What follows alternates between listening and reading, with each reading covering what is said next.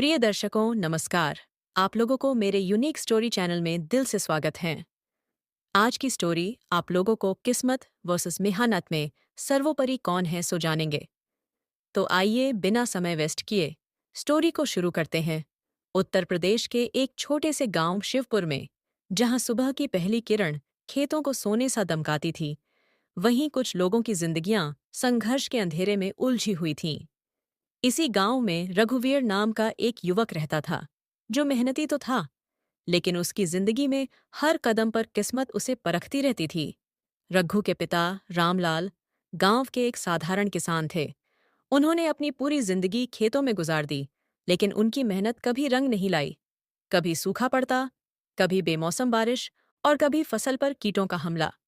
गांव वाले अक्सर कहते, रामलाल मेहनत कर, लेकिन याद रख किस्मत के आगे किसी की नहीं चलती। रघु यह सुन सुनकर बड़ा हुआ, लेकिन उसे इस बात पर यकीन नहीं था। उसका मानना था कि इंसान की मेहनत ही उसकी किस्मत लिखती है। लेकिन जल्द ही उसकी जिंदगी में ऐसी घटनाएं घटने लगीं जिन्होंने उसे सोचने पर मजबूर कर दिया। क्या सच में किस्मत ही सब कुछ तय करती है? रघु का सपना था कि वह अपने पिता की तरह किसान न बने, बल्कि कुछ बड़ा करे। लेकिन गरीबी और हालात उसे बार बार खेतों में लौटने पर मजबूर कर देते। गांव में एक जमींदार था, ठाकुर बलदेव सिंह। वह गरीब किसानों को ऊंचे ब्याज पर कर्ज देता और फिर उनकी जमीन हड़प लेता।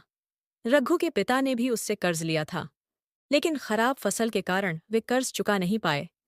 एक दिन ठाकुर के गुंडे आए और बोले, अगर एक हफ्ते में कर्ज नहीं चुकाया तो यह खेत ठाकुर साहब का हो जाएगा। रामलाल बेबस थे, लेकिन रघु ने हार नहीं मानी। उसने खुद से वादा किया कि वह इस मुश्किल से बाहर निकलेगा। लेकिन कैसे? रघु ने गांव के एक बुजुर्ग किसान गोपाला काका से मदद मांगी। गोपाला काका बहुत अनुभवी थे और उन्होंने उसे नई खेती तकनीकों के बारे में बताया। रघु ने दिन रात मेहनत की, खेतों में जैविक खाद डालना सीखा, फसल चक्र बदलने की विधि अपनाई और पानी के बेहतर उपयोग के लिए छोटे छोटे तालाब बनाए।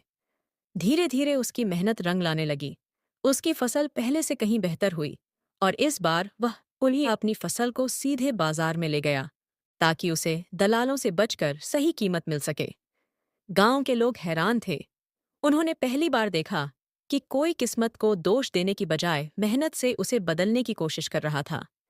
लेकिन क्या किस्मत इतनी आसानी से हार मान लेगी? रघु की मेहनत रंग लाई, लेकिन यह तो सिर्फ शुरुआत थी। उसने सोचा कि अगर वह सच में अपनी और अपने परिवार की किस्मत बदलना चाहता है, तो उसे खेती से आगे भी कुछ सोचना होगा। उसने गांव के लोगों से मिलकर एक कृषि सहकारी समिति बनाने की योजना बनाई, ताकि वे सभी मिलकर व्यापार कर सकें। लेकिन ठाकुर बलदेव सिंह को यह मंजूर नहीं था। गांव का एक साधारण लड़का हमारा सिस्टम बदलना चाहता है, ठाकुर ने गुस्से में कहा। अब रघु के सामने एक नई चुनौती थी, सिस्टम से लड़ना। रघु ने गांव में एक शिक्षा केंद्र भी खोला, जहां वह बच्चों और किसानों को नई तकनीकों के बारे में बताने लगा। धीरे धीरे गांव के लोग बदलने लगे। अब वे सिर्फ किस्मत के भरोसे नहीं बैठे थे, बल्कि मेहनत करने लगे थे। लेकिन ठाकुर बलदेव सिंह ये सब कैसे बर्दाश्त करता? उसने अपने लोगों को भेजकर रघु के खेत में आग लगवा दी। रघु की सारी मेहनत जलकर राख हो गई। गांव वाले एक बार फिर किस्मत को दोष देने लगे। देखा, मेहनत से कुछ नहीं होता, किस्मत ही सब कुछ है। रघु भी निराश था, लेकिन उसने हार नहीं मानी। उसने फिर से अपने खेत को खड़ा किया और इस बार उसने पहले से भी ज्यादा मेहनत की। रघु ने हार नहीं मानी। उसने किसानों का संगठन बनाया और अब वे ठाकुर के कर्ज से मुक्त होकर खुद का व्यापार करने लगे। धीरे धीरे गांव बदलने लगा। अब वहां नई फसलें उगाई जाने लगीं। किसान सीधे मंडी में अपने उत्पादनों बेचने लगे और सबसे बड़ी बात, अब कोई किस्मत को दोष नहीं देता था।